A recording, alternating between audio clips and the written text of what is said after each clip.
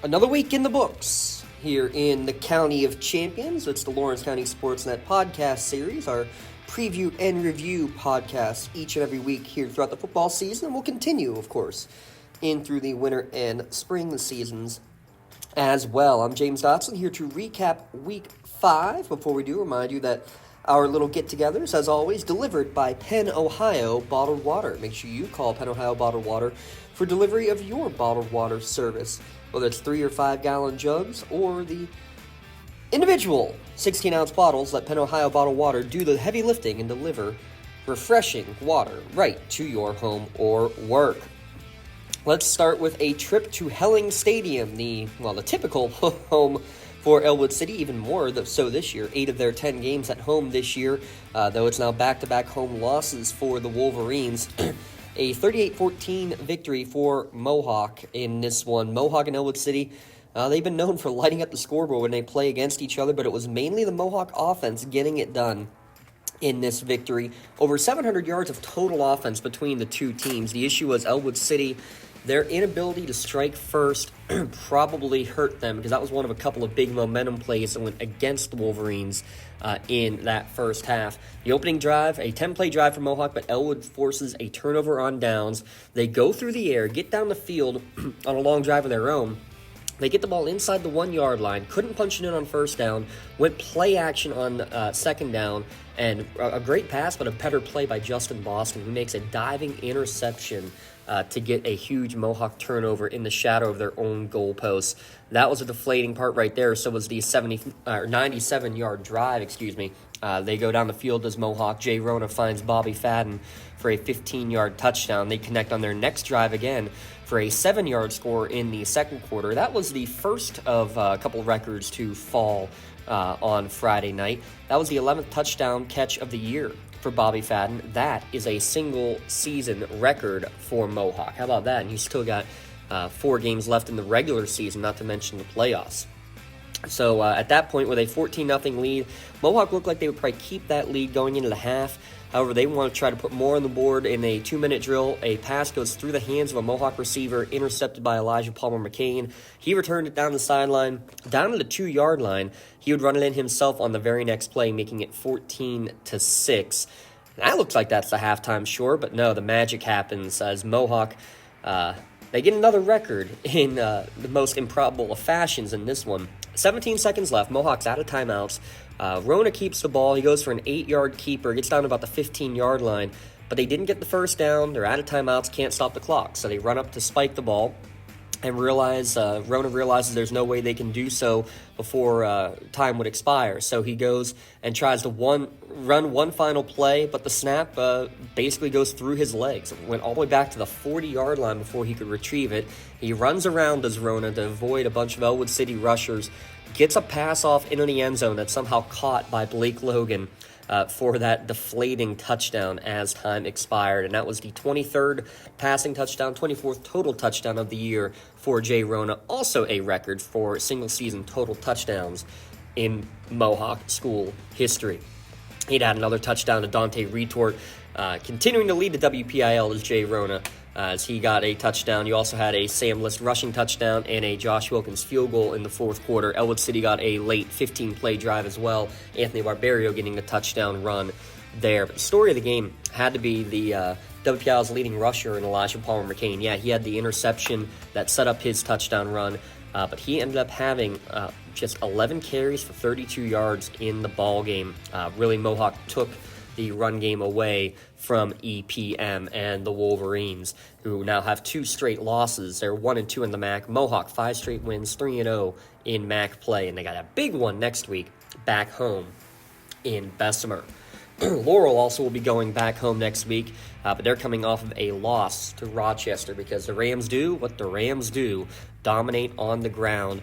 Final score 42-14, with Rochester getting 357 yards of rushing in the game and using a multitude of ball carriers. 4 different rushers, all over 50 yards. I don't think any of them were over maybe 85 yards total on the ground in the game. Laurel did a good job keeping it close early. Jaden Norman got a touchdown for Rochester on a QB keeper to score first, but Laurel responds right down the field. Ben Hennon with a 10-yard touchdown run.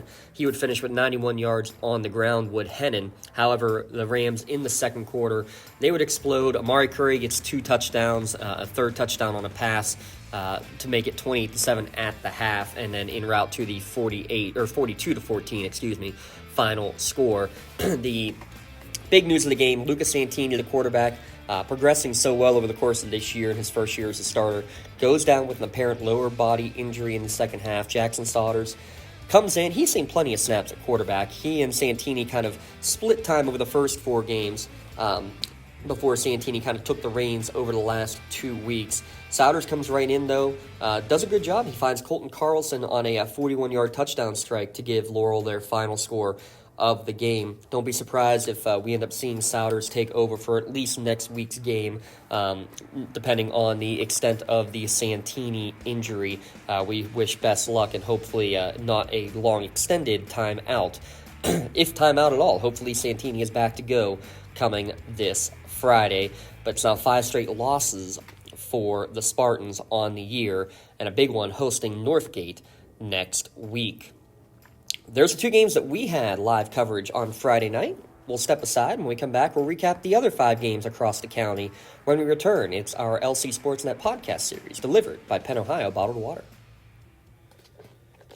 Don't get left out to dry. Call the Penn Ohio Bottled Water Company for the fastest and most efficient bottled water delivery service in the area. Penn Ohio offers bottled water ranging from 16.9-ounce bottles to 5-gallon jugs, perfect for your next event or office water cooler system. Also, don't forget to ask about their custom labeling options. Visit PennOhioBottledWater.com for more information and to get a quote on their delivery services. Whether it's at home, in the office, or on the sidelines, Penn Ohio has you covered. The other 5 games on the docket from Friday night will go to Class 2A in the MAC, where Neshannock makes it 5 in a row. They join Mohawk with a 3-0 conference record, 5-1 overall. They win 35-7 over New Brighton. They led 35-0 at the half with the mercy rule in the second half. New Brighton still winless on the season. That's in one of the longest losing streaks right now in the WPIAL. Pat Ardro, a pair of touchdowns. Anthony Aiken with a pair of touchdowns. 184 yards on the ground as well for Aiken. Is that 1-2 punch with the quarterback, of course, Gino Mazzocco, also getting in on the rushing attack. He also had the 5th Neshannock Lancer touchdown. Homecoming next week in Lancerville. Up north, Wilmington hosting Farrell in District 10 action. As Wilmington gets it done on the ground, Farrell getting it done through the air. How about 357 passing yards against the Hounds? 357 passing yards for the Steelers. Yeah, you heard me right, but that's the Farrell Steelers, not the Pittsburgh Steelers. Buddha Book gets the only touchdown for the Greyhounds in the game in the fourth quarter on a 6-yard run from Buddha Book. Ben Miller leads with 85 rushing yards in the game. And how about this? All yards in the game for the Hounds came on the ground. Farrell only had 60-some yards rushing to go with their 357 through the air. Wilmington will have a non-region game next week. They are 2-4 on the season. To make really 3 big games to round out the campaign for the Hounds to try to work their way into the playoffs. In Class 1A, after the huge home win last week, Shenango could not keep the mojo going. They lose to Northgate on the road, 20-13. Flames running back Darius Fields, 2 long rushing touchdowns in the first half, a 55-yarder and a 50-yarder. They'd get a longer touchdown run late in the game as well, did Northgate. Sam Myers responded late in the first half, though. A 17-yard touchdown pass to Michael Kessler cut the lead down to 7 at the half. But that, again, Flames' rushing attack proved to be too much with that fourth quarter touchdown run. Myers would connect on another touchdown, 23-yard score late to Landon Albertini, but it was at that point a little too late for Shenango to complete the comeback. Myers, another good job through the air, 221 yards passing with those touchdowns. The run game, though, not there for the most part on the game and in the whole year for Shenango, who's now 3-3 overall and 1-2 in Big 7 conference play. But again, that win coming against Rochester could loom big depending on how the games go the rest of the season in terms of potential tiebreakers and so forth. Still plenty of time left to go in the next 3 to 4 weeks. Springdale versus Union. How about this? 50 years ago, it's the WPL Championship game, a 20-14 victory for Springdale. Not on Friday night, not close, and not a Springdale victory. How about a 54-7 non-conference win for Union? Braylon Thomas, 307 yards passing, 4 touchdowns. He also had a rushing score. Those touchdown passes, 2 to Andrew Gettings, 2 to Dane Jonke. Andrew Cartwright gets a rushing touchdown. Gianno Million, a blocked punt return for a touchdown for the freshman. And Carter Lansbury gets a touchdown run for the Scotties as well. Now 5-1 on the season. Finally, Newcastle and Montour, and unfortunately for the Canes, as they go and honor the 1973 WPL Championship team from 50 years ago. A lot of points put on the board. The celebration ends quickly, right off the get-go, actually. The worst-case scenario, a 75-yard kick return for a touchdown for Montour's Daniel Batch on the opening kickoff. One of 41 first-half points. It was a 48-14 Montour victory. Montour also had a fumble return for a touchdown in the first half, and Jake Wolf, the quarterback, 3 total touchdowns in the opening half. Newcastle just 137 yards of offense in the game, most of it coming in that second half. Malik Jefferson with a touchdown run, and Amir Akins returned a punt for a touchdown, both of those coming in the fourth quarter for the winless Canes. Now 0-6, 15 straight losses now on the season.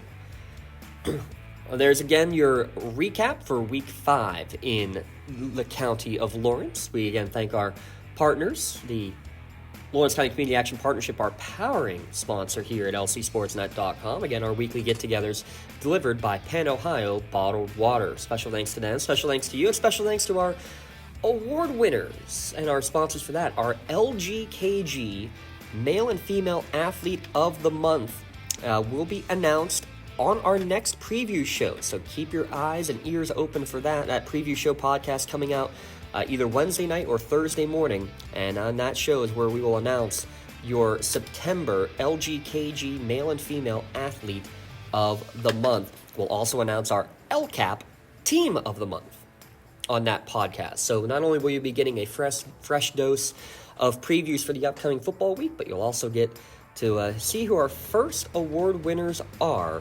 Lots of great nominations you guys send in for us. Make sure you continue to do that as we get ready for October. Now, it's not Bucktober, but it is October, and we're going to get down the stretch run here in football season, getting into volleyball playoffs here coming up, soccer playoffs as well. Lots coming your way. You know where to find it, right here at lcsportsnet.com. Lawrence County Sportsnet, powered by LCAP.